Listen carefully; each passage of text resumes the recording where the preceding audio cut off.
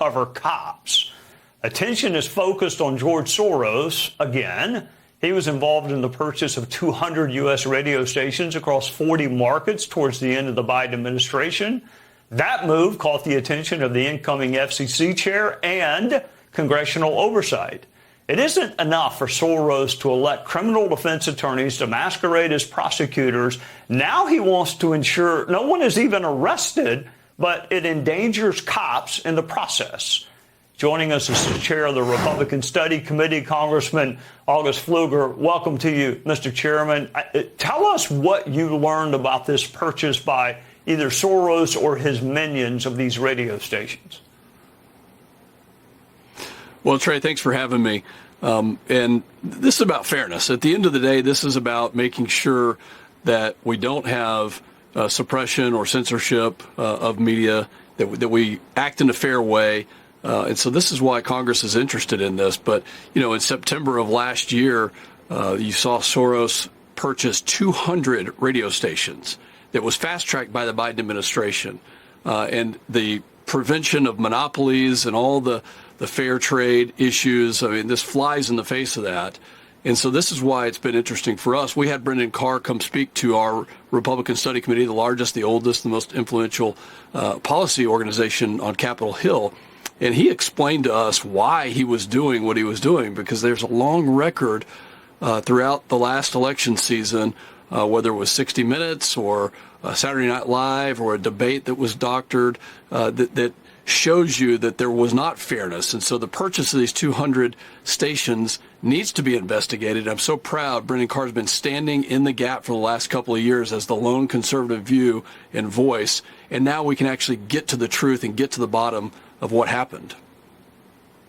All right, let me ask you in general what you make of this ownership or control rule. I mean, if I were to play the devil's advocate, there's no limit on what I can read or listen to.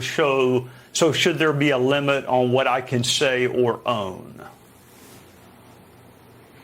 Well, it's a good question. But as the rules are in place now, there are limits, there are caps, and the FCC has acted with that kind of mindset for decades.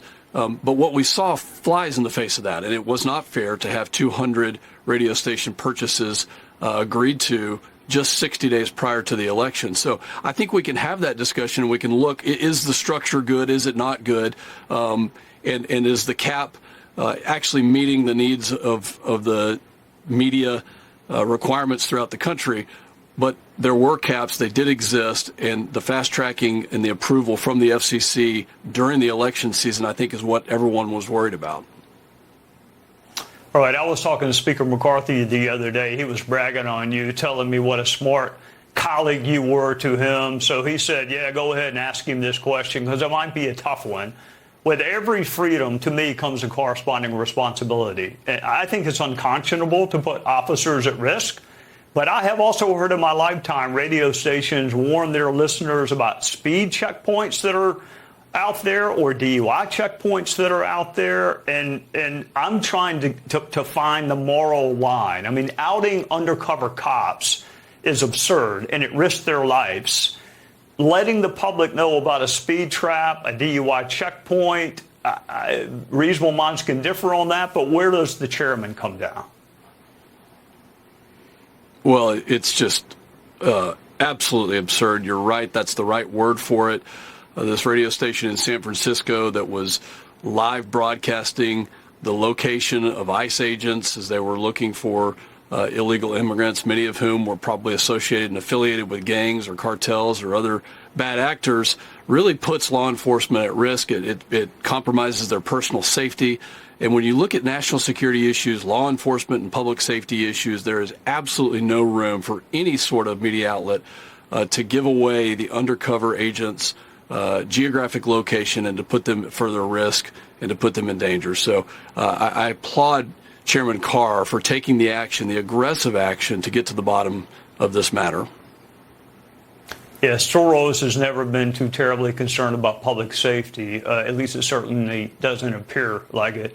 August Pfluger from the great state of Texas, thank you for joining us on a Sunday night. Thank you, Trey. Still ahead, what's going on between the U.S. and Ukraine after an animated meeting